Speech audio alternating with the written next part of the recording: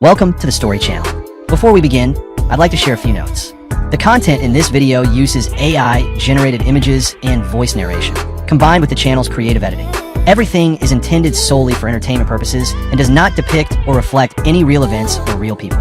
Hope you enjoy the story and have a great time watching. He got me 2 years in prison. And you know who did it? My son-in-law. He set me up, then tried to visit me every month, acting like the victim. I refused every single time because I spent those 2 years planning one move. On the day of my release, he realized he'd lost. He screamed and dropped to his knees, begging, because betrayal doesn't go unpunished. Before continuing, subscribe to the channel and write in the comments what time it is in your region right now. The federal agents were already in my office when I got back from Sedona. I noticed the black SUVs first. 3 of them parked like they owned the place on East Camelback Road. Then I saw the yellow tape across my door. Barnes Tax Consulting in gold letters. 35 years of building trust with every client. Now looking like a crime scene from some bad TV show. Frank Barnes? The agent who stepped forward had that particular blend of professional courtesy and absolute certainty that makes your stomach drop. I'm Special Agent Morrison, FBI Financial Crimes Division. We need you to come with us. My hands were shaking when they showed me the documents. $320,000. Gone. My client's money vanished through a maze of fraudulent tax returns I'd supposedly filed. The paperwork looked perfect. My signature, my client codes, even my goddamn coffee stain on one of the forms from last December. Mr. Barnes, this account was opened 4 months ago. Agent Morrison slid a bank statement across the interrogation table. The routing shows systematic transfers from your client's refunds. Small amounts, spread out. Very clever. I stared at the account number. I'd never seen it before in my life. Someone set me up, I said. My voice sounded hollow, even to my own ears. I don't know who, but someone with access. To your office? Your computer systems? Your client files? Morrison's eyebrow went up. Mr. Barnes, who else has that kind of access? That's when I realized how perfectly I'd been framed. My office manager retired 6 months ago. I'd been running everything myself, except when Kiara brought little Sammy by after school. Except when Brian, my son-in-law, my daughter's husband, stopped by to check on the old man while I grabbed lunch. Brian, who always seemed so interested in how my business worked. Brian, who'd asked to use my computer just to check real estate listings a dozen times. Brian, who had a key to the office because family should be able to help out. The trial lasted 3 days. My public defender was fresh out of law school and completely outmatched. The prosecution had everything. Forged signatures that somehow looked exactly like mine, timestamps showing I was in the office when the transfers happened, even my fingerprints on the fake account application. I sat there, watching my life dismantle piece by piece, and the whole time I kept thinking, who benefits from this? Then Brian took the stand. Mr. Kelly, you're married to the defendant's daughter, correct? Yes, sir. Brian looked uncomfortable, shifting in his seat like this was painful for him. Oscar-worthy performance, really. Kiara and I have been married for 9 years. Frank was like a father to me. In the past year, did you notice anything unusual about Mr. Barnes's behavior? Brian hesitated. Perfect timing. Perfect delivery. I didn't want to say anything. He's family. But yes, I saw some things that concerned me. My lawyer objected. The judge overruled. Brian continued, his voice heavy with false regret. He'd been making mistakes, forgetting things. I saw him working late, doing calculations over and over. Once I came by and found him moving money between accounts. He said it was for tax efficiency, but it seemed odd. I thought maybe he was just getting old, losing his edge. I wanted to stand up and call him a liar. I wanted to scream that he'd been in my office alone a dozen times, that he'd had every opportunity to set this up. But my lawyer grabbed my arm, whispered urgently about making things worse. The jury deliberated for 4 hours, guilty on all counts. 2 years federal prison, restitution of $320,000 I didn't have, and the permanent destruction of my reputation. They took me to the county jail to await transfer. Gray walls, metal bed, the smell of industrial cleaner trying to mask something worse. I sat there in my orange jumpsuit, 67 years old, wondering how I'd survive prison. The letter arrived on day 3. The guard slid it through the slot with my breakfast tray. White envelope, careful handwriting. No return address, but I recognized Brian's neat printing immediately. Frank, I know this is hard. I want you to know that Kiara and I will take care of everything while you're gone. The house on Desert Willow Drive. We'll make sure it's maintained. Keep the property taxes paid, all of it. Don't worry about Sammy either. We'll raise him right. Sorry it came to this, but honestly, your time was up anyway. Thanks for the house. We'll take good care of it. Brian, I read it 3 times. Then I read it again. Thanks for the house. Not your house. Not we'll watch over it. Thanks for the house. Like it was already his. Like this whole thing had been about getting me out of the way so he could take what was mine. I sat on that metal bed, holding that letter, and something cold settled into my chest. Not rage. Rage is hot. Impulsive. Stupid. This was something else. This was the feeling you get when you're 67 years old and realize you've been played by someone you trusted, someone you welcomed into your family. I thought about the chess games I used to play at the Phoenix Chess Society. Long, complicated matches where you sacrifice pieces to gain position, where you think 15 moves ahead, where patience matters more than passion. Brian thought he'd won. He'd executed his plan perfectly. Frame the old man, take his house, his reputation, his freedom.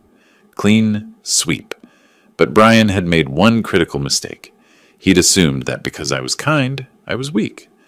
He'd assumed that because I'd spent 35 years helping people with their taxes, I didn't understand how to hurt someone. He'd given me 2 years to think, 2 years to plan, 2 years to stop being the victim and become something else. I folded the letter carefully and slid it under my mattress. Then I lay back on the bed and started thinking. Not about innocence or justice or any of that naive nonsense. I started thinking about what a tax consultant knows. About money trails, about legal loopholes, about the thousands of ways the system can be used against someone if you know where to push. Brian had taught me an important lesson. Nice guys finish last. Time to stop being nice. Florence Correctional Facility squatted in the Arizona desert like a concrete tumor. They processed me in on a Tuesday, April 11th, 2023. Fingerprints, medical exam, the cheerful orientation where they explain the rules for survival. Don't take anything that isn't yours. Don't look anyone in the eye too long. Keep your head down. I was assigned to a cell with a 23-year-old kid named Marcus, who'd been caught selling stolen electronics. He took one look at me, gray hair, reading glasses, soft hands from 35 years of pushing paper, and decided I was harmless. Tax guy, huh? Marcus said on the first night. That's almost funny. Like you hurt people with math or something. Something like that, I said. The first month was survival mode, learning the routines, figuring out which guards to avoid, which inmates ran what rackets. I kept quiet, did my work in the prison laundry, stayed invisible. But at night, lying on that thin mattress with Marcus snoring above me, I thought about Brian's letter. Thanks for the house. In my old life, I would have been devastated, betrayed, broken. But something had shifted. Maybe it was the orange jumpsuit, or the way everyone assumed I was just another white-collar criminal who'd gotten greedy. Maybe it was knowing that my daughter believed Brian over me, that my grandson would grow up thinking his grandfather was a thief. Or maybe it was simpler. I had nothing left to lose. I remembered when Brian first started dating Kiara. She'd brought him to Sunday dinner at the house, my house, the one on Desert Willow Drive that I'd bought 28 years ago when my wife was still alive. Brian had been charming, funny, attentive, 43 years old, successful real estate agent, great with Sammy even though the kid was only 3 then. Dad, he makes me feel safe, Kiara had said after that first dinner, helping me with dishes while Brian played with Sammy in the living room. After Mom died, I didn't think I'd find someone who understood. I'd been happy for her. My daughter deserved happiness. Brian seemed perfect. I remembered the day they moved into my house. It was supposed to be temporary, just 6 months, while they saved for a down payment. Brian had stood in the driveway, shaking my hand. You're doing us a huge favor, Frank. We won't forget this. That was 5 years ago. The visitation request came in May 2023, 1 month into my sentence. Brian Kelly and Kiara Barnes Kelly listed on the form. I stared at it for a long time in my cell. Marcus was at lunch, so I had the space to myself. I could picture exactly how it would go. Brian would sit across from me in the visiting room, wearing his concerned face. Kiara would cry. They'd talk about how hard this was for everyone, how they were supporting me through this difficult time. Brian would ask if I needed anything, make a show of caring, and the whole time he'd be checking, watching my face, listening to my words, trying to figure out if I suspected the truth. I picked up the form and wrote one word across it: declined. The guard who collected it looked surprised. "You sure? It's your daughter, man." "I'm sure." He came back the next month, and the month after that.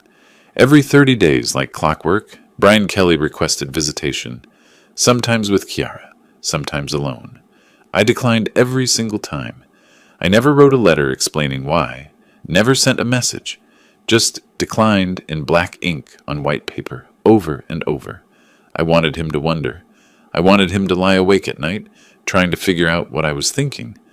Most of all, I wanted him to feel safe, to believe that I was just a broken old man who couldn't face his family. Let him think he'd won. Let him get comfortable. The prison library became my second home. It was small, maybe 200 books, most of them falling apart, but they had a legal section. Inmates doing appeals had donated their research materials over the years. I started with the basics: Arizona trust law, estate planning, tax codes I'd memorized decades ago but needed to review. I remembered something one of my old professors at ASU had said, back when I was getting my accounting degree in 1978. The tax code is a weapon. Most people just don't know how to aim it.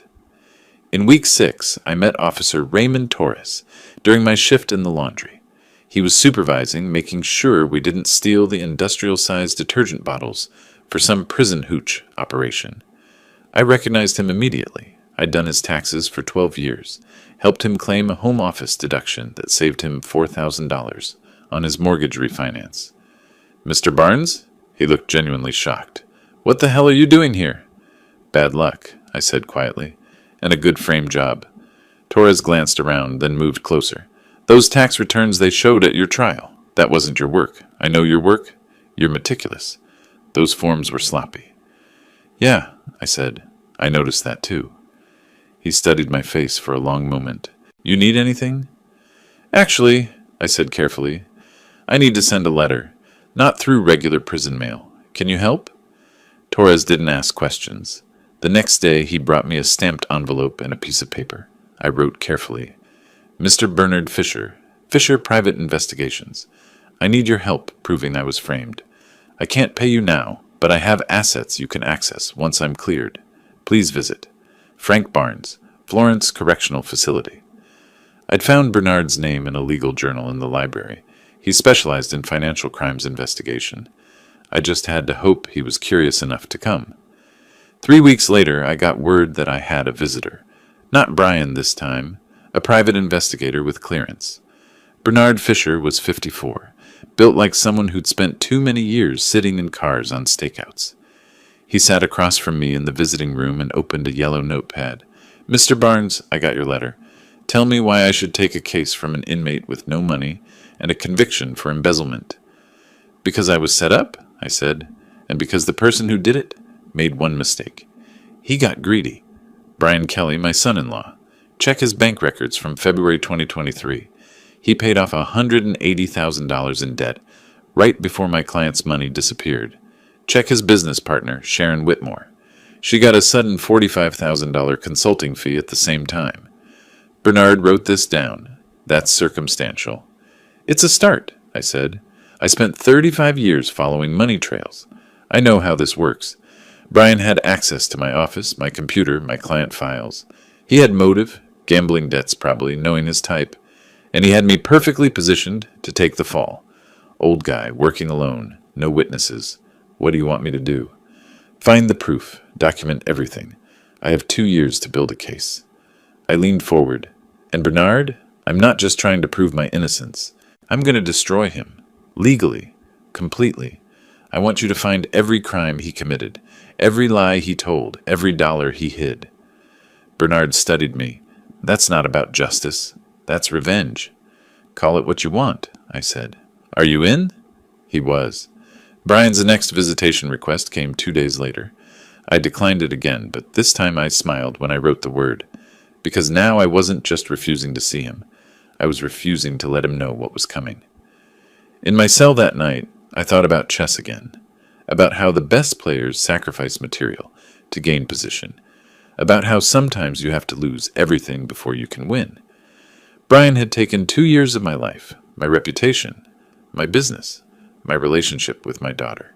He'd bet everything on me being too broken, too old, too weak to fight back. He'd made a terrible miscalculation. I pulled out the notebook I'd started keeping, hidden under my mattress next to Brian's letter. Page 1 had a timeline. Page 2 had names. Page 3 had a single sentence at the top. Justice, like chess, requires patience, strategy, and the ability to see several moves ahead. I was playing a long game now, and Brian had no idea the clock had already started. 8 months in prison teaches you things they don't cover in accounting school. December 2023 rolled around with the same gray walls, the same terrible food, the same morning count where we all stood like cattle waiting to be numbered. But something had shifted. I wasn't waiting anymore. I was hunting. Bernard Fisher's reports arrived every 2 weeks, smuggled in through Officer Torres along with my regular mail. The prison censors saw tax documents and legal papers, boring stuff from an old man trying to appeal his case. They never looked closely enough to see what I was really reading. Subject, Brian Kelly, made a cash deposit of $180,000 on February 14, 2023. Bernard's first report stated, bank records show this as personal funds. Kelly paid off outstanding debts to 3 different creditors within 48 hours. Timeline matches the disappearance of funds from your client's accounts. I sat on my bunk, reading this, and Marcus looked over from his upper rack. Good news, old man? Educational material, I said. I'm learning how criminals think. The irony wasn't lost on me. Bernard's surveillance logs painted an interesting picture. Brian maintained his routine like clockwork. Office from 9 to 6. Lunch at expensive restaurants he couldn't actually afford. Evening drinks with colleagues. He lived large in my house, the house he thought would eventually be his. Pool parties in the summer. Holiday decorations at Christmas. Playing happy family with my grandson in my backyard. But Bernard noticed the cracks. The stressed phone calls in the parking lot. The meetings with a woman named Sharon Whitmore that lasted longer than professional courtesy required. The way Brian checked over his shoulder when he thought no one was watching. Subject appears nervous, Bernard wrote in his November report. Increased alcohol consumption observed. Subject has visited Florence Correctional Facility monthly to request visitation with you. Each time declined. This appears to frustrate him. That made me smile. Good. Let him wonder. January 2024 brought snow to the desert. Rare, but it happened. I watched it fall through the narrow window in the library while pretending to read Arizona Revised Statutes. In reality, I was memorizing Bernard's latest findings. Sharon Whitmore, real estate colleague at Brian's agency. 42 years old, divorced, expensive tastes. She'd received a $45,000 consulting fee from a shell company in February 2023. The same shell company that had briefly held some of my stolen client funds before they vanished into Brian's accounts. She was his accomplice. Had to be. You don't get that kind of money that close to a major embezzlement without being involved. Bernard had interviewed 3 of Sharon's former colleagues. One mentioned she'd been weirdly secretive about a special project last winter. Another said she'd suddenly taken a trip to Cabo in March 2023, right after my arrest, and posted photos of herself drinking expensive champagne. Stupid. Criminals always get stupid with money. They can't help themselves. The next visitation request came in February 2024. Brian again, no Kiara this time. Just him, solo, making his monthly pilgrimage to check on me. I imagined him in the waiting room, signing in, preparing his concerned face. I wrote declined with more force than necessary. The pen almost tore through the paper. Officer Torres collected the form and shook his head. He's been coming every month for almost a year, Mr. Barnes. Your daughter, too, sometimes. Maybe you should... No, I said. He needs to keep wondering why I won't see him. It's part of the plan. Torres didn't ask what plan. He'd learned not to. In my cell at night, I kept my notebooks hidden inside legal textbooks. Marcus never looked at them. He thought I was just another old guy trying to appeal his case. On page 14, I'd created a timeline. February 14th, 2023. Brian deposits $180,000 cash. February 15th and 17th, 2023. Brian pays off debts. March 3rd, 2023. My clients report missing refunds. March 8th, 2023. FBI arrests me. March 9th, 2023. Sharon Whitmore deposits $45,000. The pattern was so obvious it hurt. How had the FBI missed this? Or maybe they hadn't missed it. Maybe they'd just gotten lazy once they had their tax consultant in handcuffs. Clean conviction, case closed, move on to the next one. But I wasn't lazy, and I had nothing but time. April 2024 marked 1 year since I'd entered Florence Correctional Facility. The prison threw no parties. Marcus got released, hugged me goodbye, and promised to stay clean this time. I got a new cellmate, a kid named Deshaun, who'd violated parole on a drug charge. "What you in for, old-timer?" he asked on his first night. "Embezzlement I didn't commit," I said. He laughed. "Yeah, everyone in here's innocent." "Most people are lying," I agreed. "I'm not." Bernard's April report was different, thicker. He'd been doing what investigators call deep background work, checking Brian's full financial history, not just the obvious timeline around my arrest. Brian Kelly had a gambling problem, not just casual poker with buddies, serious gambling. Bernard found credit card receipts from Las Vegas trips, online betting accounts under shell email addresses, debts to 3 different bookies that totaled $180,000 by January 2023. Exactly $180,000. Brian had been desperate, drowning in debt. And then suddenly, miraculously, in February 2023, he wasn't. All paid off. Clean slate. And all it cost him was framing his father-in-law and stealing from innocent clients. I read that report 3 times. Then I wrote Bernard a short note. "Keep digging. I want everything. Bank accounts, tax returns, business dealings, parking tickets, everything. When we move against him, I want it to be total." Bernard's response came 2 weeks later. "Understood. Also, Kelly filed a visitation request for May, his 12th attempt. Should I arrange counter-surveillance?" I wrote back, "No. Let him come. Let him keep coming. I want a record of every single visit he tried to make. Shows he knew something was wrong, couldn't leave it alone." May, June, July 2024. The visits kept coming. The declines kept going back. Each one was a little victory, a reminder that I was controlling this game now, not him. Bernard found Sharon Whitmore's weak point in August. Taxes. She'd reported that $45,000 payment as consulting income, but had used most of it for personal expenses that couldn't possibly be business-related. The Cabo vacation, a new car, designer handbags, all documented in her social media posts, tagged and dated like evidence she'd gift-wrapped for us. "Whitmore is our leverage point," Bernard wrote. "If this goes to court, she'll flip on Kelly to save herself. Guaranteed." I filed that information away carefully. Not yet. Not until all the pieces were in position. September brought cooler nights and the realization that I'd been locked up for 17 months. 17 months of gray walls and bad food and the same routines. But I wasn't the same man who'd entered these gates. That man had been soft, trusting, naive enough to think good work and honest living meant something. This new version of me understood better. Life wasn't fair. Justice wasn't guaranteed. And sometimes the only way to win was to play the long game better than your opponent. Brian's October visit request arrived with a note. "Please, Frank, we need to talk. It's about Sammy," using my grandson as bait. Classy. I declined it faster than usual. Bernard's October report included photographs. Brian looking stressed outside his office. Sharon Whitmore having lunch with him, both looking serious. Brian checking his phone constantly, the universal sign of someone waiting for bad news. They knew something was coming. They could feel it. They just didn't know what. And that's exactly how I wanted it. December 2024 arrived cold and clear. 4 months until release.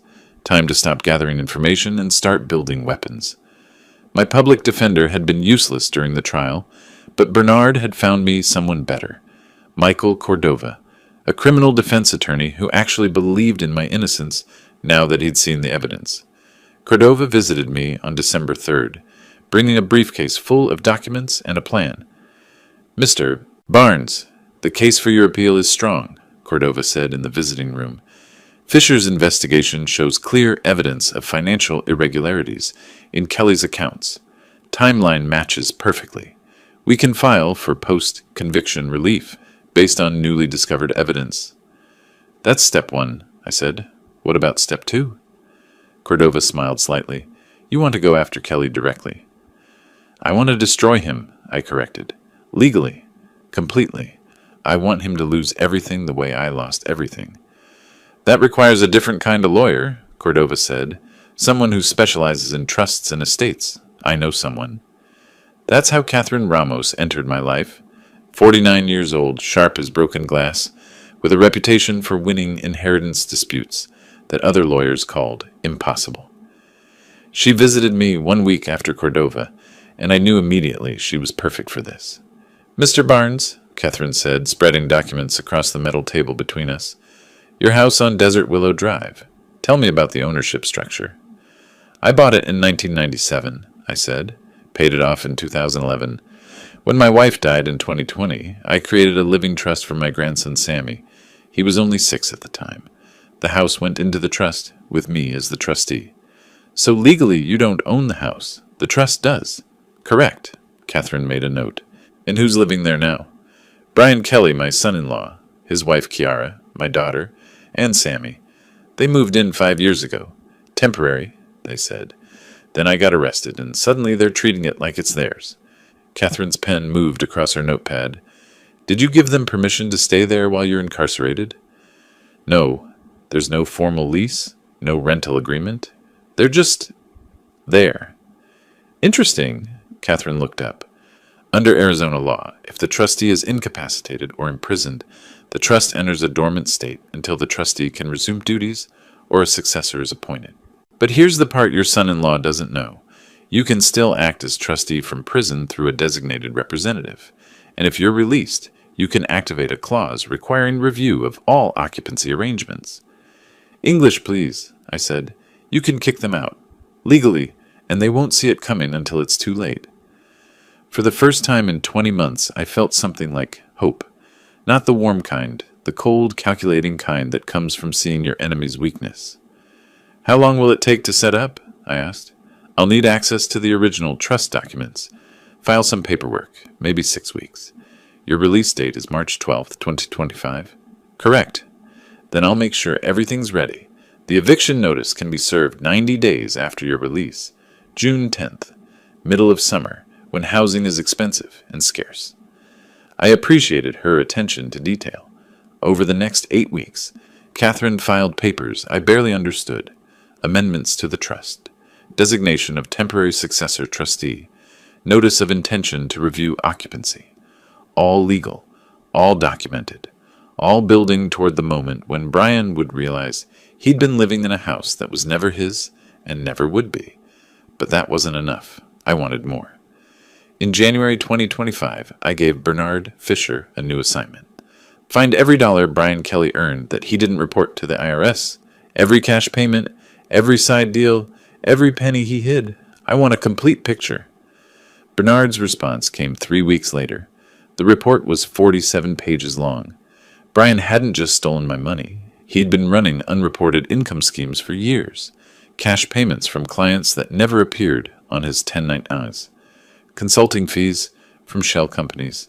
Under-the-table commissions from developers who wanted to avoid proper documentation. Bernard estimated at least $67,000 in unreported income just in 2024 alone. Add the $180,000 he stole from me, which he definitely didn't report as income because that would be admitting to theft, and you had $247,000 in taxable income the IRS knew nothing about. I'd spent 35 years helping people navigate tax law. I knew exactly what happened to people who hid that much money from the government. Penalties, interest, potential criminal charges. The IRS didn't play games. Bernard, I wrote back, document everything. I want dates, amounts, sources. Make it investigation ready. When I get out, we're handing this to the IRS. In February, Brian made his 20th visit request. 20 months of trying to see me. 20 months of me saying no. I wondered if Kiara knew how obsessed he'd become. I wondered if she questioned why her father refused to see his own family. Let her wonder. She'd chosen her side. The last report from Bernard before my release arrived on March 1st. He'd found the final piece. Sharon Whitmore had been having an affair with Brian. Not anymore. It ended badly in late 2024. But she'd kept records. Texts. Emails. Photos. The kind of documentation angry ex-lovers keep as insurance. Whitmore will cooperate if approached correctly, Bernard wrote. She's afraid of Kelly now, thinks he might blame her if anything goes wrong. Classic criminal psychology, thieves turning on each other. I filed that away too. Another weapon for the right moment. Officer Torres found me in the library on March 8th, 4 days before release. You've got that look, he said, like you're planning something. Just thinking about freedom, I said. Mr. Barnes, whatever you're planning, be careful. Kelly's not going to take this lying down. Neither am I said. That's the whole point. On my last night in Florence Correctional Facility, I lay in my bunk and reviewed everything. The timeline, the evidence, the legal structures Catherine had built, the IRS documentation Bernard had compiled, 23 months of patient, methodical preparation. Brian thought he'd won by framing me. He thought the old man would rot in prison while he lived the good life in my house, with my daughter, raising my grandson as his own.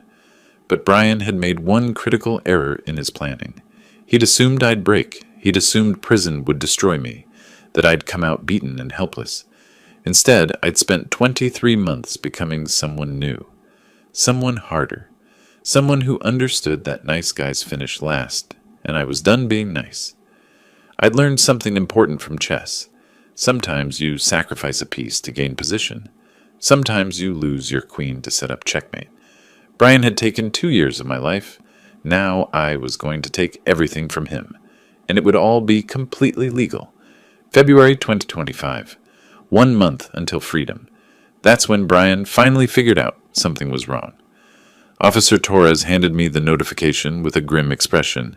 Someone's been asking questions about you on the outside. Private investigator named Danny Moss. Cheap license, works out of a strip mall. He's been calling the facility, trying to confirm your correspondence logs. I'd been expecting this. Bernard had warned me that Brian might get nervous eventually. 22 months of declined visits would make anyone suspicious, especially someone with as much to lose as my son-in-law. Let him dig, I said. There's nothing he can find that will help him. But Torres looked concerned. Mr. Barnes, if Kelly knows you're working with lawyers, he might try something preemptive. I'm counting on it. 3 days later, Catherine Ramos called. Her voice on the prison phone was tight with controlled anger. Frank, your son-in-law just filed for adverse possession of your house. He's claiming 2 years of continuous occupation with maintenance and care of the property while you were incarcerated. He's arguing that the trust is invalid because you can't serve as trustee from prison. I smiled. The guard monitoring the call probably thought I was crazy. Catherine, that's exactly what we needed. He just put his intentions in writing, filed with the court. Public record. He's documented his greed for us. You knew he'd do this. I hoped he would. Brian's smart, but he panics under pressure. He's been feeling safe for too long. Those monthly visits he kept trying to make. He was checking on me, making sure I wasn't planning anything. Now he knows I am, so he's trying to grab the house before I get out. It's predictable. Catherine was quiet for a moment. I can block this filing. There's a technical error in his paperwork. He listed the property owner as you, personally, not the Samuel Frank Kelly Trust. Basic mistake, but it invalidates the whole petition. Do it. Make him look incompetent. And Catherine, make sure the rejection gets filed publicly too. I want a paper trail of him trying to steal from his own son's trust fund. Understood. Frank, you've gotten cold. No, I said. I just stopped being warm. Bernard Fisher's final report before my release was comprehensive. He'd tracked Brian's movements for the past 3 weeks. The man was falling apart. Multiple meetings with his cheap private investigator. Long lunches with Sharon Whitmore, where they argued loud enough for nearby tables to hear. Late-night drives past the Florence facility, like he was trying to work up courage to demand answers I wouldn't give. The gambling debts had returned too. Bernard found records of Brian visiting a casino in Tucson twice in January, losing money he didn't have. The pattern was reasserting itself. Stress made Brian gamble. Gambling made him desperate. Desperation made him stupid. Perfect. On March 1st, I received a letter from Kiara, my daughter. Her handwriting was shaky, uncertain.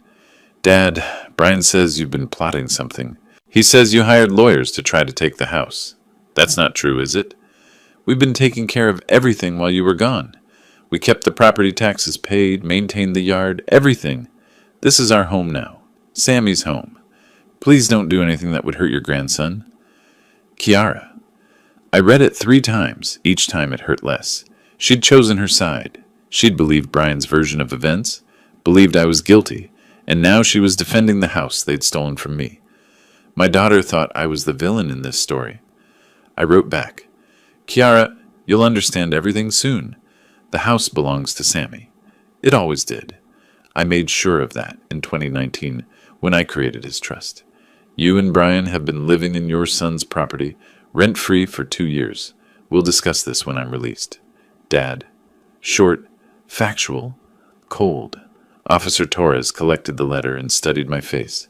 You okay, Mr. Barnes? Better than okay, I said. Everything's falling into place.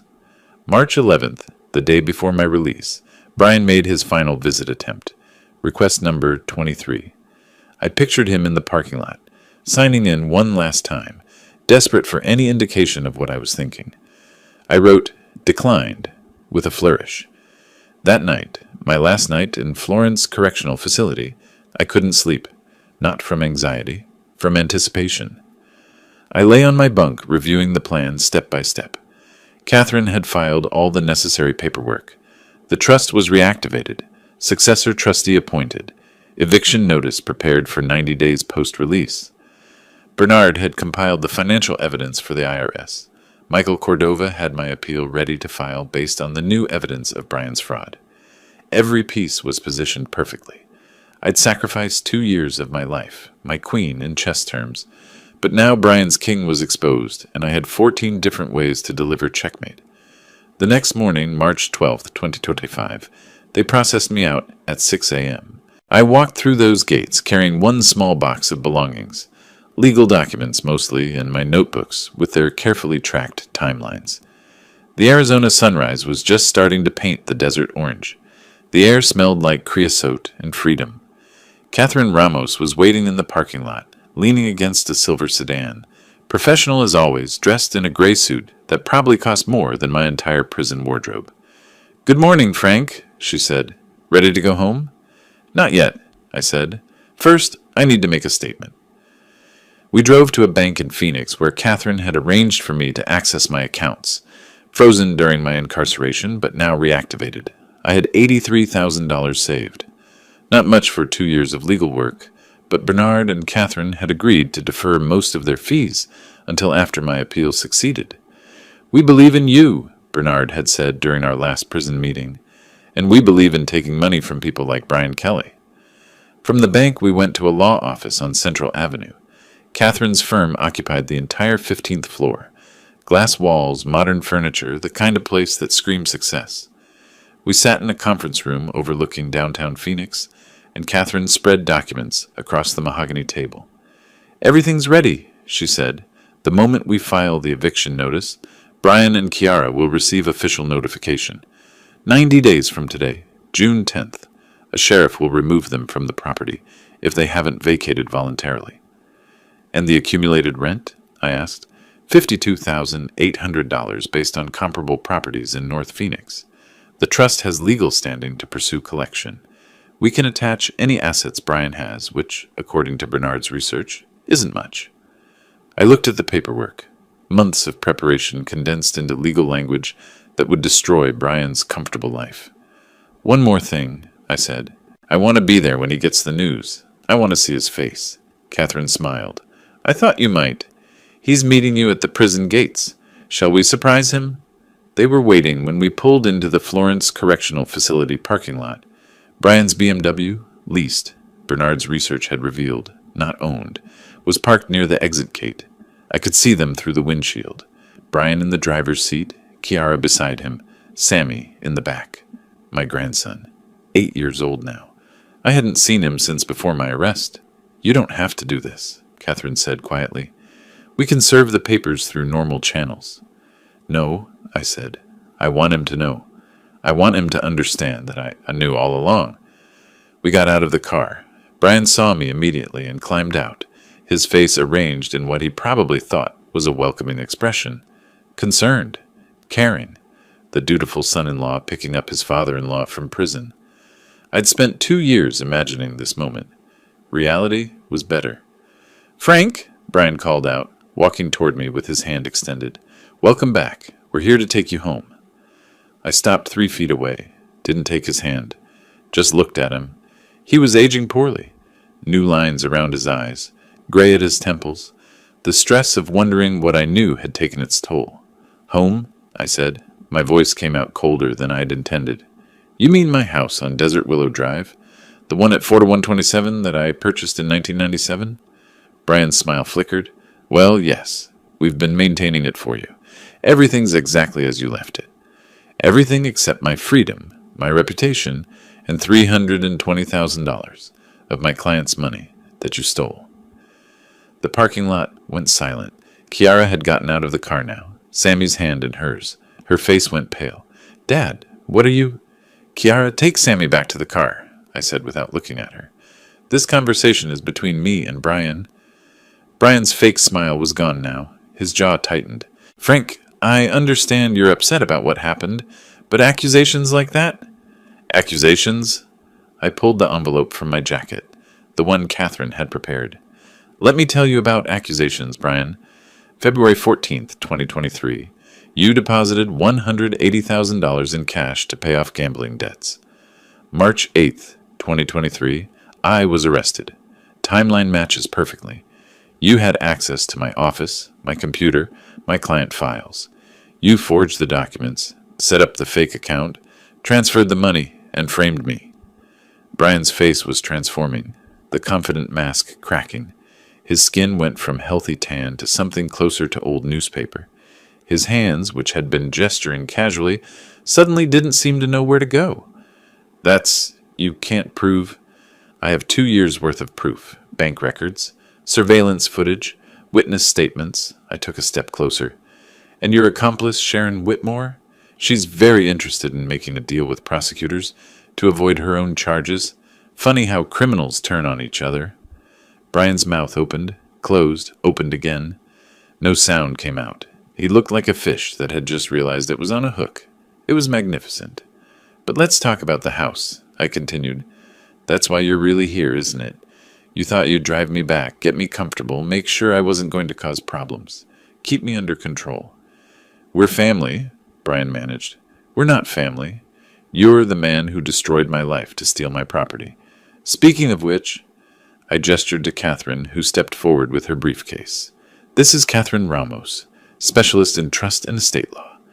Catherine, would you explain to Brian about the house? Catherine's smile was professional and merciless.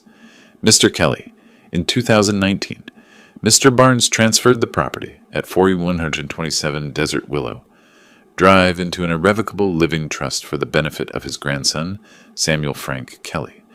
Mr. Barnes served as trustee. Upon his incarceration, the trust entered dormant status.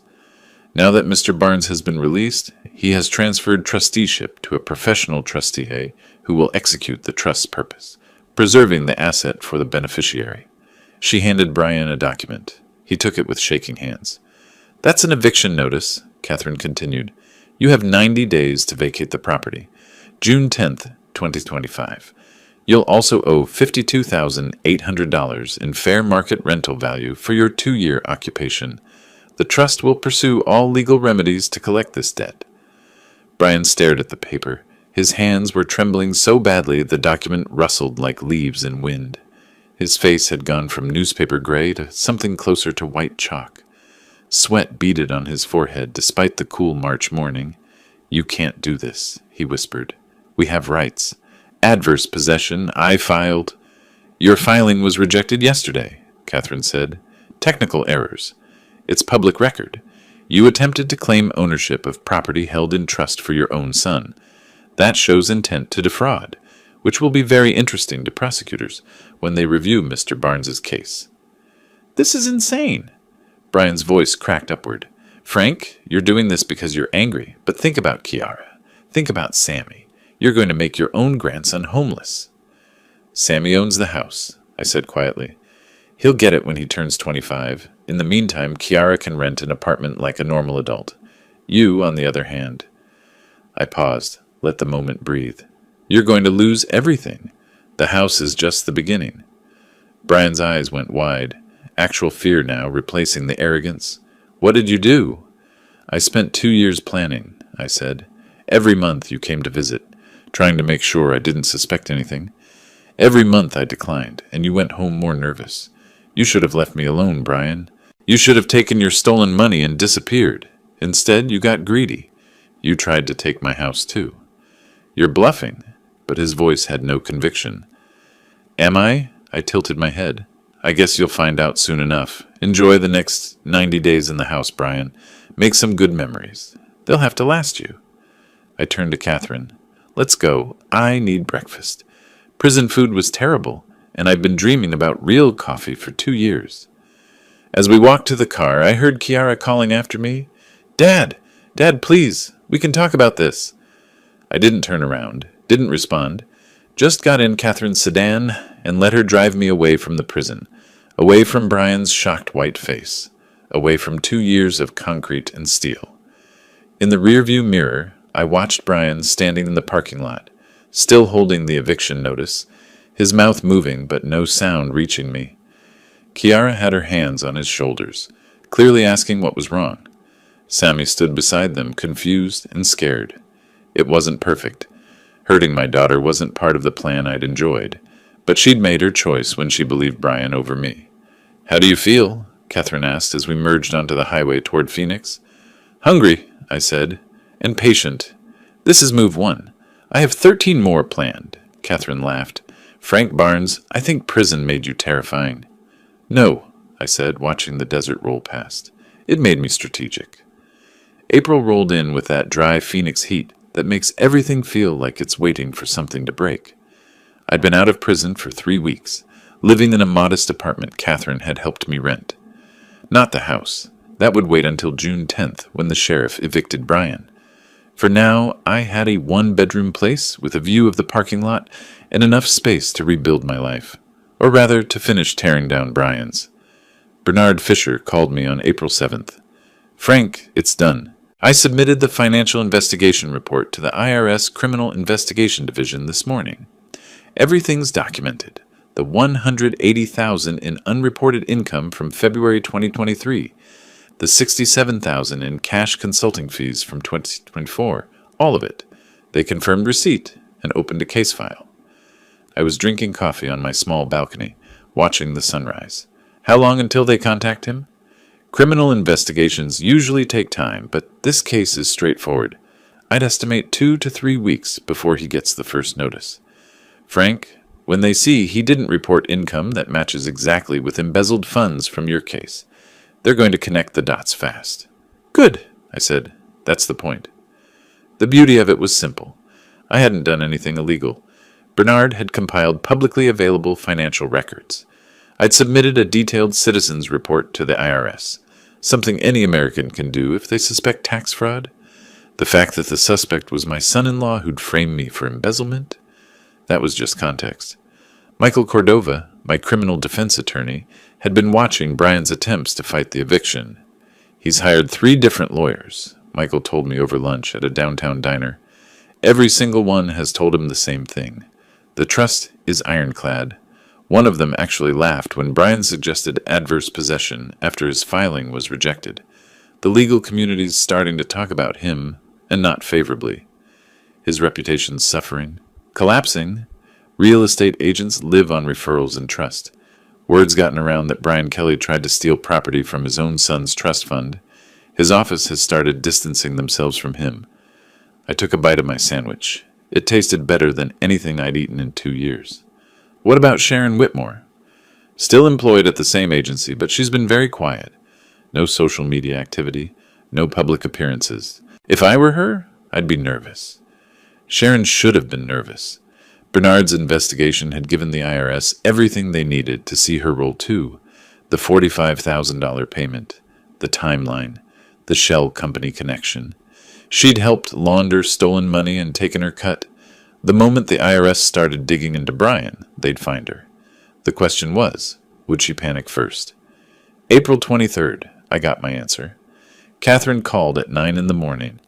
Frank, Sharon Whitmore, just contacted the FBI. She's offering to cooperate in exchange for immunity.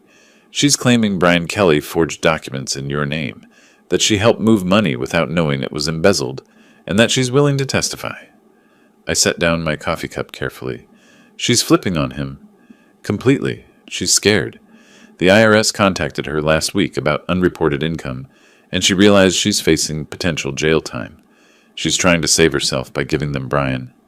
Will they give her immunity? Probably.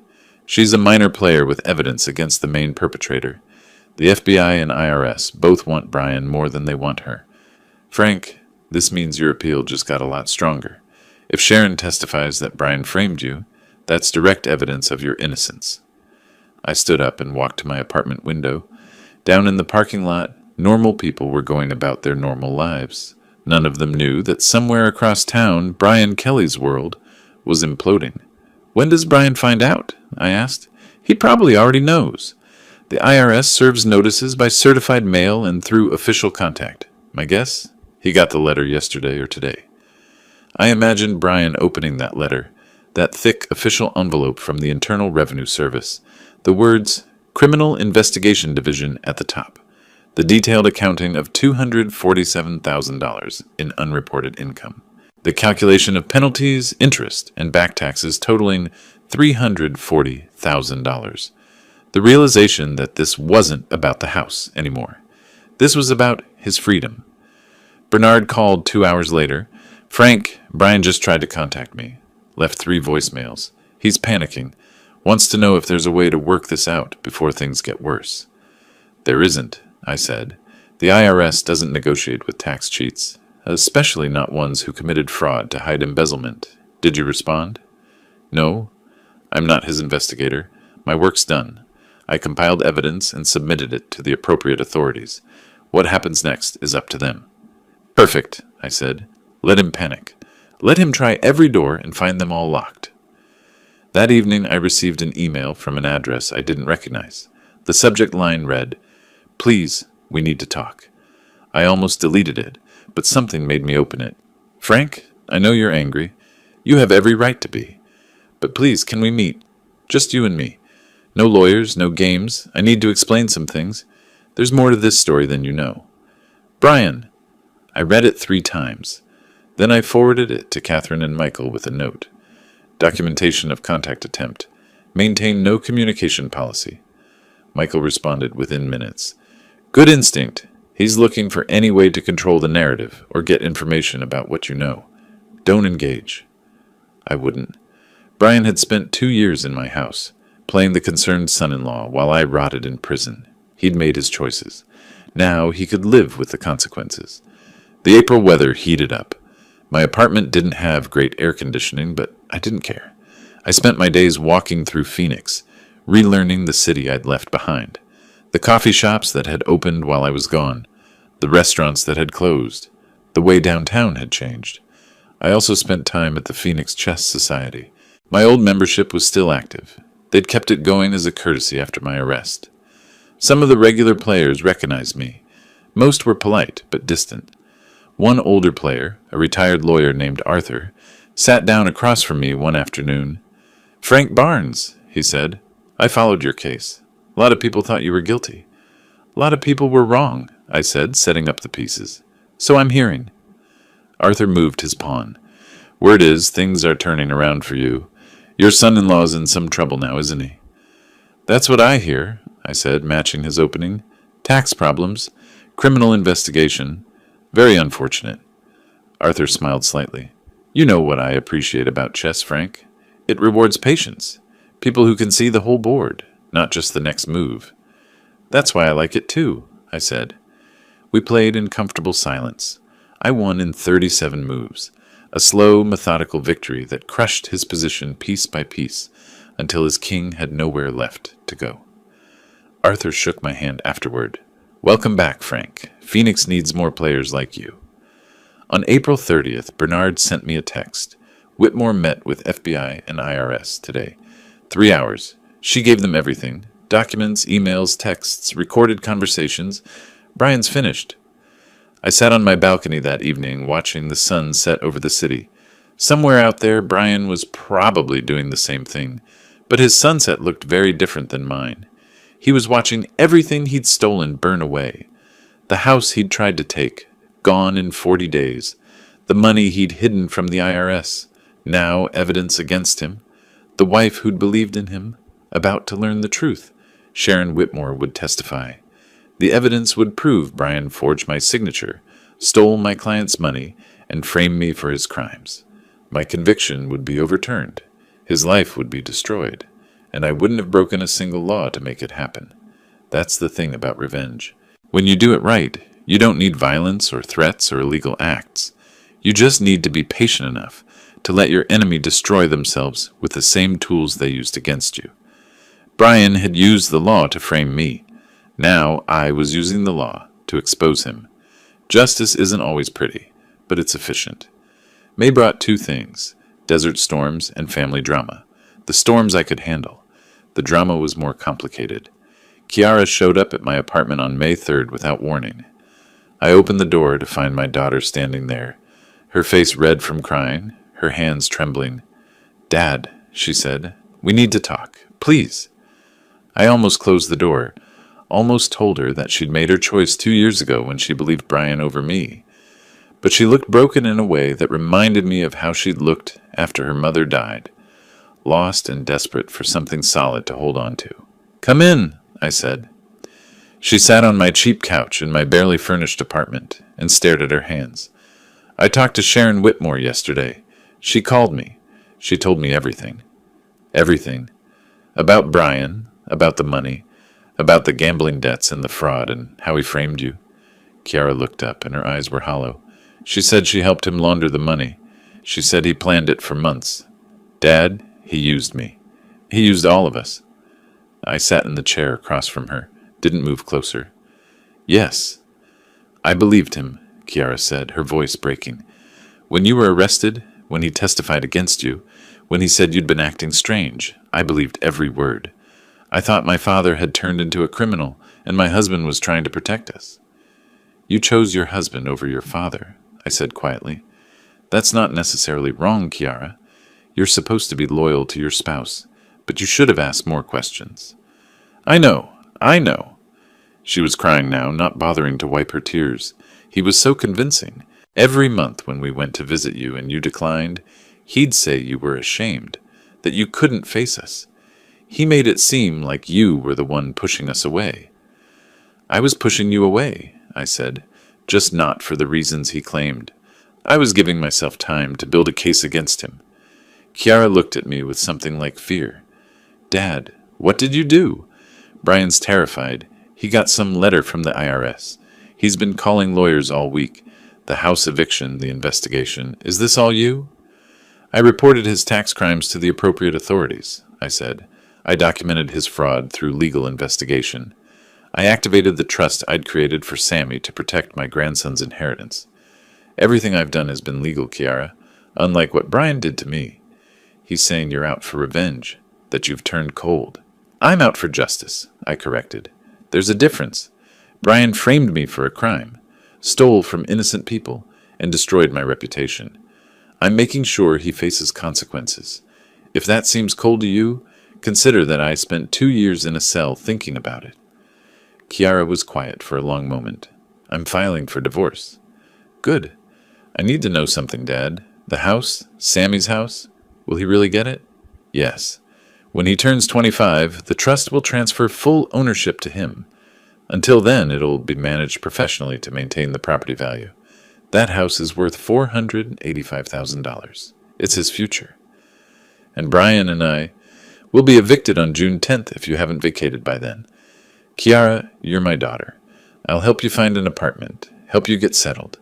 But I won't let Brian stay in that house one day longer than the law allows." She nodded slowly. "I understand. I don't like it, but I understand. She stood up. Dad, I'm sorry. I'm sorry I didn't believe you. I'm sorry I wasn't there when you needed me.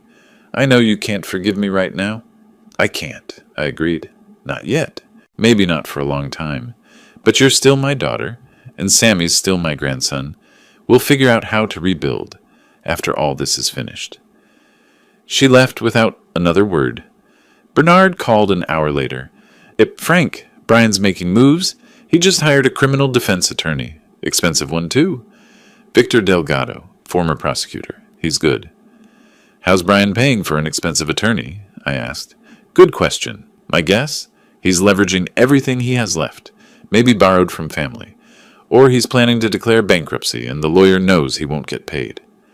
What can Delgado do for him? Honestly, not much. Sharon's testimony combined with the financial evidence is devastating.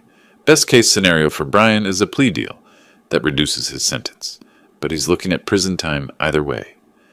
2 days later, Brian tried to call me. I'd changed my number, but he found it somehow, probably through Kiara before she filed for divorce.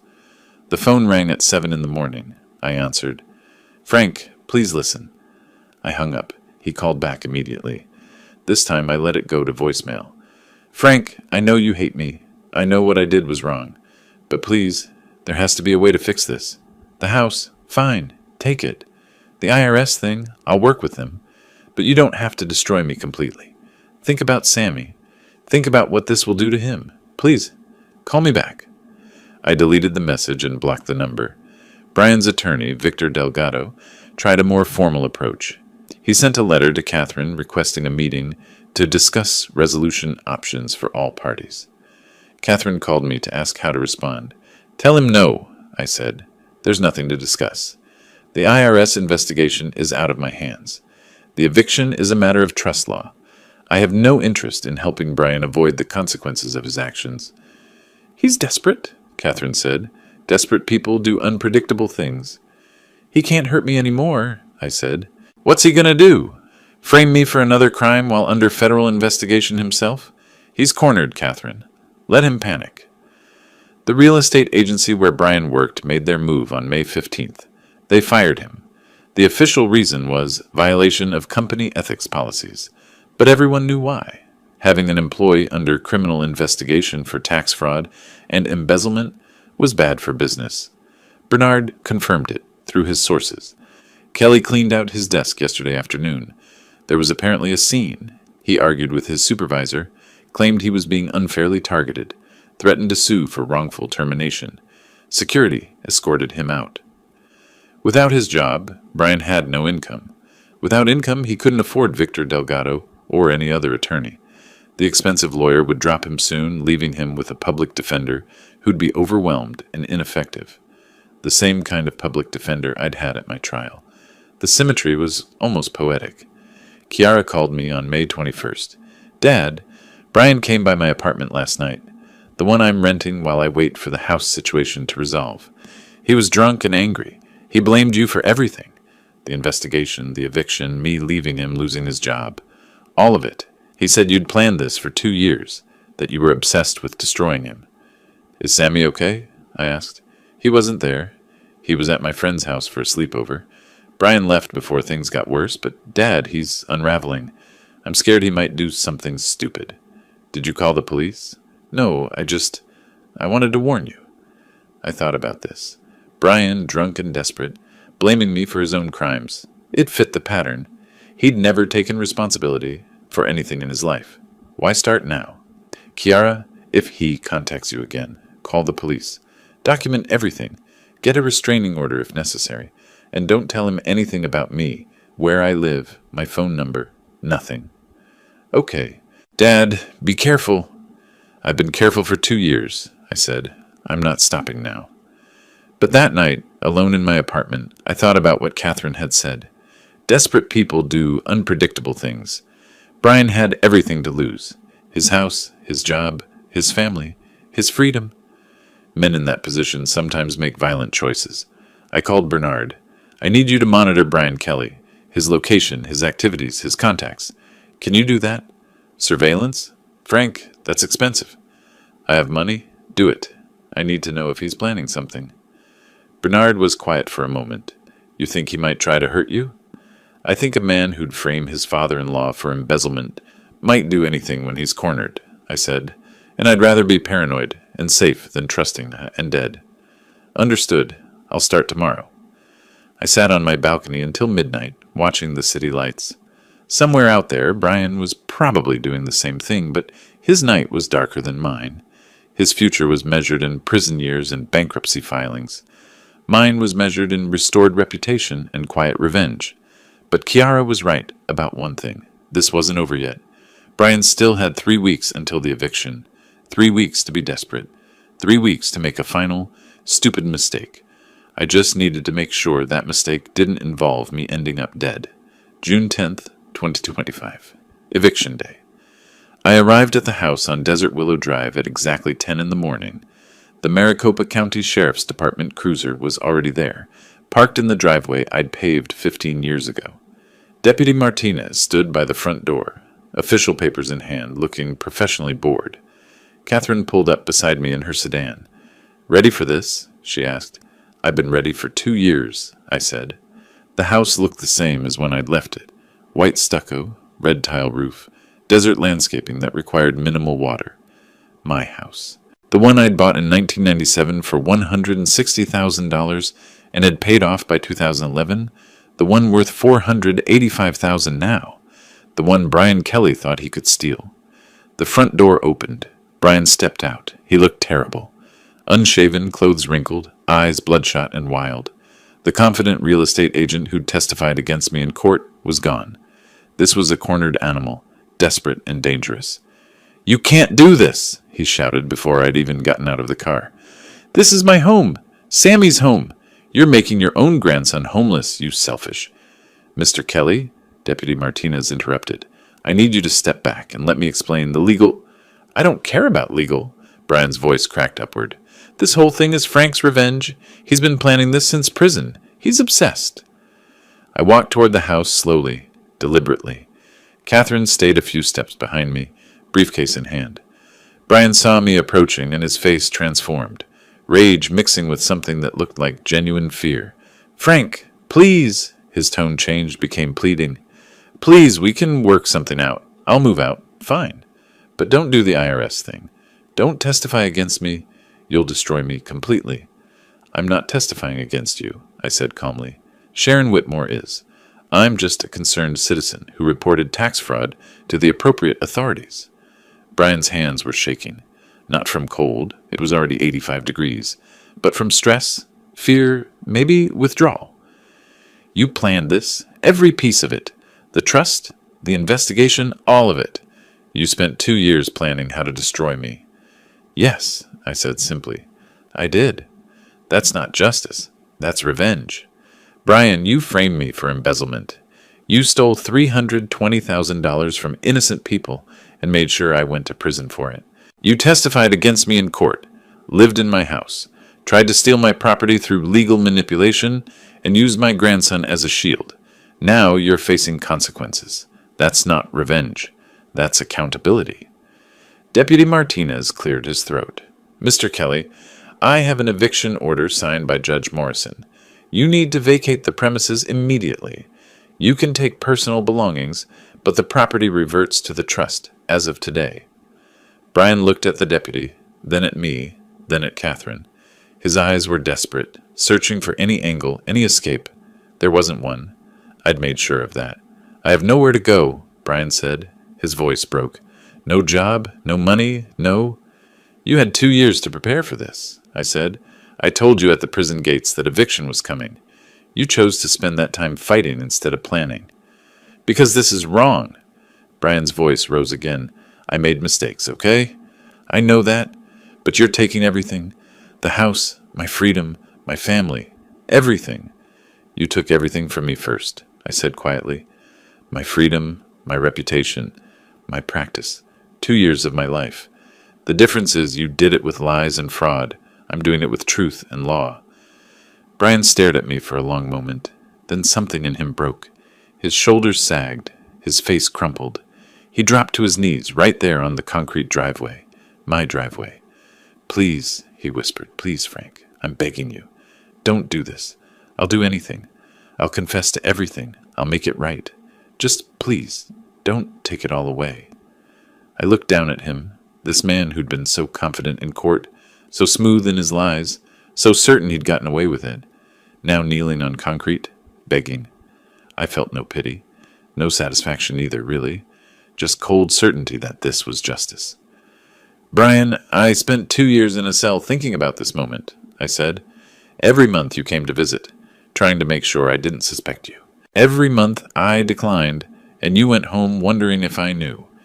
You used my grandson as a hostage, living in his trust property while framing his grandfather for crimes you committed. Now Sammy will get this house when he turns 25, just like I planned. The trust guarantees it. And me?" Brian's voice was barely audible. "What about me?" "You," I paused. "You have exactly what you deserve. Nothing." Deputy Martinez stepped forward. "Mr. Kelly, you need to stand up and start gathering your belongings. You have 2 hours to remove personal items. After that, the locks will be changed." Brian stood slowly, his legs shaking. He looked at me one more time, and I saw it, the moment he truly understood that he'd lost, that all his scheming, all his manipulation, all his confident plans had led him here, evicted from the house he'd tried to steal, facing prison for tax fraud, abandoned by his wife, unemployed, and bankrupt. "I hate you," he said softly. "I know," I replied, "but I stopped caring what you think about 23 months ago." He went inside. Through the open door, I could see him moving around, grabbing clothes, personal items. Deputy Martinez followed to supervise. Catherine stood beside me on the driveway. "How does it feel?" she asked quietly. "Efficient," I said, "like closing a well-organized case file." 40 minutes later, Brian emerged with 2 suitcases and a cardboard box. That was all he was taking from the house he'd lived in for 5 years. Deputy Martinez escorted him to a beat-up Honda Civic parked on the street, a friend's car probably, since Brian's BMW had been repossessed 2 weeks ago. Brian loaded his belongings into the trunk. He didn't look at me again, just got in the passenger seat and drove away. I watched the car disappear around the corner. Then I turned to Catherine. "Let's change the locks. I want to inspect the property." Inside, the house was both familiar and foreign. Same layout, same bones, but Brian and Kiara had changed things. New furniture, different paint colors, photos of Sammy on the walls, my grandson growing up in my house while I sat in prison. But it was still my house, still the place I'd built a life with my wife, still the home that would belong to Sammy when he was old enough. I walked through the rooms slowly, cataloging what needed to be fixed, what needed to be replaced. Catherine followed, taking notes for the trust's property manager. In the master bedroom, I found something that made me stop. A chessboard on the dresser, old wooden hand-carved pieces. Mine. The one I'd left behind when I was arrested. Brian had kept it, maybe played on it, maybe thought it was his now. I picked up the white king and held it for a moment. Then I set it back in its starting position. "Checkmate," I said quietly. August 2025. The Phoenix summer hit its peak. 115-degree days that made the desert shimmer like liquid glass. Brian Kelly's plea hearing was scheduled for August 14th. I attended, not because I had to, because I wanted to see it finished. The federal courtroom was cold with aggressive air conditioning. Brian sat at the defendant's table in an orange jumpsuit, looking 20 years older than when I'd last seen him. His public defender, the expensive Victor Delgado, had dropped him within 2 weeks, shuffled papers nervously. Sharon Whitmore testified first. She'd taken her immunity deal and ran with it, providing emails, text messages, recorded conversations. She explained how Brian had approached her with a plan to borrow money from his father-in-law's clients, how she'd helped set up the shell company, how they'd split the money and covered their tracks. "I didn't know he was going to frame Mr. Barnes specifically," she said, not meeting anyone's eyes. "I thought he'd just take the money. But then the FBI arrested Frank, and Brian testified against him, and I realized what he'd done. I was scared to say anything. Scared enough to take $45,000 and keep quiet for 2 years. But the jury didn't need to hear my opinion on that. The prosecutor laid out the charges. Tax evasion totaling $247,000 in unreported income. conspiracy to commit fraud, identity theft for forging my signatures, wire fraud for the electronic transfers, obstruction of justice for his false testimony at my trial. Brian's lawyer tried to argue for leniency. Your Honor, my client has lost everything: his job, his marriage, his home, his reputation. He's already suffering consequences. Prison time seems excessive when Judge Reeves, the same judge who'd overseen my appeal, cut him off. Counselor, your client didn't just commit tax fraud. He framed an innocent man and let him spend 2 years in federal prison. That's not just financial crime. That's a moral atrocity. The sentence reflects both. Brian was asked if he wanted to make a statement. He stood slowly. I'm sorry, he said, his voice flat and dead. I made terrible choices. I hurt people I should have protected. I deserve punishment. I just want to say... He glanced at where I sat in the gallery. Frank, I'm sorry. For everything. I didn't respond, didn't move, just watched. Judge Reeves sentenced him to 4 years in federal prison, $340,000 in fines and restitution, and 5 years supervised probation after release. Brian's face went completely blank. He didn't cry or rage or beg, just stood there, empty, as the bailiff led him away. Outside the courthouse, Catherine met me on the steps. Your exoneration hearing is scheduled for next week. Judge Morrison will formally vacate your conviction and order state compensation. How much? Arizona law provides $70,000 per year of wrongful incarceration. You served 2 years. That's $140,000. The irony wasn't lost on me. Brian owed $340,000. I'd receive $140,000. The universe wasn't fair, but sometimes it was mathematically interesting. My exoneration hearing took 15 minutes. Judge Morrison reviewed the evidence: Sharon's testimony, Bernard's financial investigation, the proof that Brian had forged documents and perjured himself. She formally vacated my conviction, ordered the state to pay compensation, and apologized on behalf of the court system. Mr. Barnes, what was done to you was a grave injustice, she said. I hope this provides some measure of closure.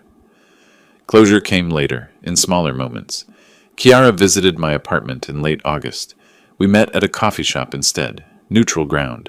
She looked healthier than the last time I'd seen her, clear-eyed, calmer. I'm in therapy, she said without preamble, dealing with the Brian stuff, the betrayal, the lies, how I ignored warning signs. My therapist says I have trust issues now. She laughed weakly, which is fair. How's Sammy? I asked, confused. He doesn't really understand why Dad went away or why we moved out of Grandpa's house. I'm trying to explain it in ways an 8-year-old can process. She paused. Dad, I know I don't deserve forgiveness. I know I chose wrong, but I want you to know I'm working on being better. For Sammy. For myself. I know you are, I said. And Kiara? We'll get there. It'll take time, but we'll get there. You're still my daughter. She cried then, not dramatic sobbing, just quiet tears of relief. We didn't hug or have some movie moment, just sat there drinking coffee while she processed. But it was a start. September brought cooler weather and new routines. I moved back into the house on Desert Willow Drive. The trust paid me a modest property management fee to maintain it until Sammy turned 25. I spent weeks fixing things Brian had neglected, repainting rooms, restoring what he'd damaged. In the living room, I set up my old workbench for clock restoration, the hobby I'd abandoned during the stress of running my practice. I bought broken vintage clocks from estate sales and spent quiet evenings bringing them back to life. There was something satisfying about taking broken things and making them work again. Sammy visited on Saturdays. Kiara would drop him off in the morning and we'd spend the day together. I taught him chess using my old hand-carved set. He was sharp, asked good questions, thought 3 moves ahead even at 8 years old. Grandpa, why does the knight move weird? He asked during our 3rd lesson. Because sometimes the best path isn't straight, I said. Sometimes you have to think differently to win. He considered this, then moved his knight into position to fork my king and rook. Like that? I smiled. Exactly like that. I didn't restart Barnes Tax Consulting. That life was finished. Instead, I became a consultant for the Arizona Attorney General's office, specializing in financial fraud investigations, helping prosecutors understand complex tax schemes, money laundering operations, embezzlement patterns. Turned out, 2 years studying law in prison had made me valuable. I knew how criminals thought now, I knew their patterns, their mistakes, their weaknesses, and I was very good at helping authorities catch them. On a Saturday evening in mid-September, I sat on my back patio, watching the sunset paint the desert orange and purple. Sammy had just left after beating me in chess for the first time, a clean victory I hadn't let him have. He'd earned it. My phone buzzed, a text from Officer Torres, the guard from Florence who'd helped me start this whole thing. Saw Kelly's sentencing in the news. Congratulations, Mr. Barnes. Justice served. I texted back, thanks. Visit Phoenix sometime. I'll buy you lunch. I set the phone down and thought about the past 2 years. The planning, the patience, the methodical destruction of Brian Kelly's life. Some people might call it revenge. A therapist would probably say I was obsessed. But I knew what it really was. Consequences. Brian had chosen to frame an innocent man. I'd chosen to make sure he paid for that choice. Everything I'd done was legal, documented, and justified. Justice, like chess, requires patience, strategy, and the ability to see several moves ahead. I'd played this game for 2 years, and I'd delivered checkmate. If you like this story, please like this video, subscribe to the channel, and share your impressions of this story in the comments. To listen to the next story, click on the box on the left. Thank you for watching,